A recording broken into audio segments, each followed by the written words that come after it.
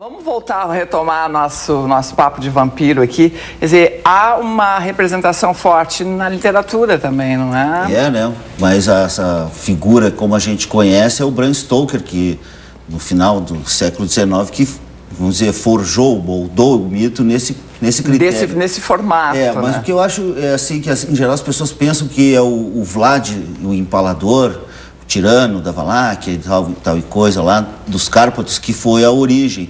Ele contribuiu bastante, mas essa lenda de pessoas malvadas que eram vistas depois de mortas, num estado completamente desautorizado, né?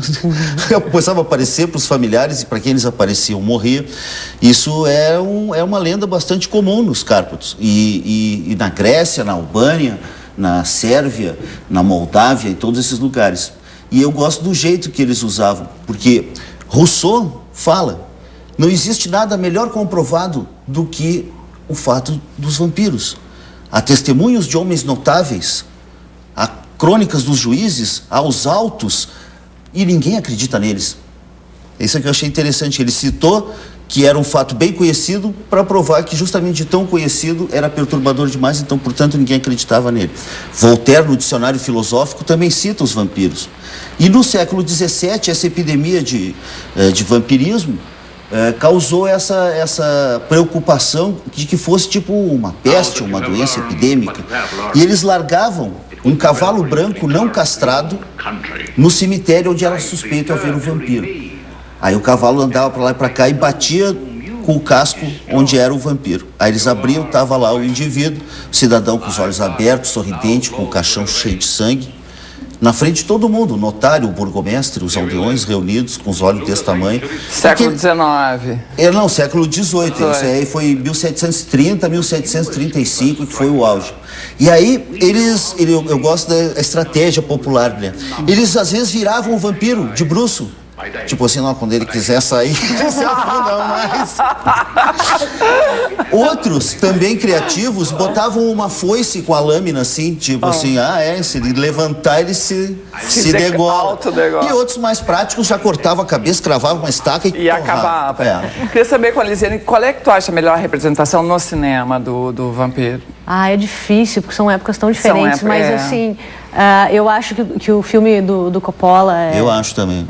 Eu acho fantástico. E ele fez com essa imposição de também fazer o mais próximo possível do livro. Do livro.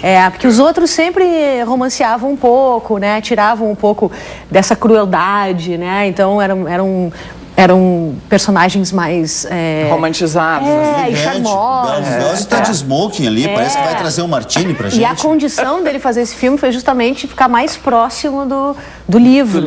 E eu acho primoroso o filme. O fato é que vampiro é perturbador. É perturbador. Eu gostei dessa em 2005, não tinha nenhum relato, nem nada. A cidade ficou empolvorosa com vampiros que estavam só na mente deles. Uma coisa assim que isso exemplifica muito bem. Do nada, de repente. Do nada, porque ele personifica o medo, que o medo sim é real.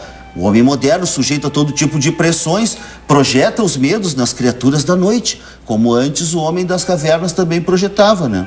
O desconhecido, a noite, o reino das trevas assusta. Agora nós vamos para a parte mais importante dessa entrevista, porque o Antônio Augusto Fagundes sabe como matar vampiros. Sei, várias formas. E é muito fácil. Tem as duas mais fáceis é desenhar o vampiro. Por que desenhar o vampiro? Pela mesma razão pela qual ele não aparece no espelho, porque ele é puro reflexo. Ele é só uma ideia de si mesmo que ele vende como real, mas ele é insubstancial, ele é frágil. Se a pessoa desenhar o vampiro, mesmo que seja um boneco de palito com uma capinha escrito vampiro embaixo, e queimar esse papel, acabou-se o vampiro. Já era. Método comprovado que, assim, dessa mesma época, entendeu? Um outro método que eu acho muito simpático é jogar uma rosa nele, ou espetá-lo com espinho de rosa.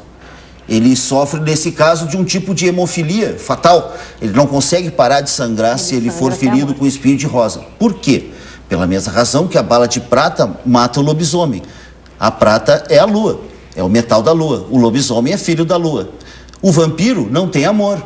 A rosa é a expressão máxima do amor entre as plantas. E todos os povos que conheceram as rosas, ela foi associada assim, que nem o lótus, um emblema da divindade, um símbolo do amor, símbolo do que falta ao vampiro. Se ele for ferido com uma rosa, ele morre. Mas eu pessoalmente, eu prefiro ainda o velho método da estaca no coração. Mas para isso precisa uma boa dose de coragem e sangue frio, tem que estar bem informado do endereço dele, que é coisa que eles não divulgam. E tem que ter a estaca. E acertar o coração. Tem que ser bom de manter. A luz do sol também mata porque revela a condição fantasmagórica de criatura não existente que ele tem, porque ele vive só das aparências roubadas dos outros. Tem um ouvinte, um telespectador que fez uma pergunta sobre o vampiro do Herzog, o Nosferatu, né? O Nosferatu Murnau. Murnau, O do Herzog é qual? Que eu já tô perdida na vampiro. Não, Esse aqui esse é o do Herzog. Mas é calcado no mesmo modelo de vampiro do Nosferatu. É o mesmo do com esses dentinhos de ratazana, né? Que não são os caninos. Não é exatamente, é um dentinho. Eu acho bem mais apropriado ao arquétipo do exatamente, vampiro. eu também acho. Tem mais cara de sanguessuga, predador sem vergonha. E se a gente observar também o filme do Coppola, ele tem o seu momento físico também, muito próximo a esse. E por isso que tem o lance da sombra. Ele faz uma coisa e a sombra dele faz outra. É um dos pontos altos do filme, né? Porque expressa bem essa realidade de aparência que ele não existe. É uma representação. E outra também é jogar num rio, na água corrente. É bem sabido que nenhuma criatura sobrenatural atravessa a água corrente, né?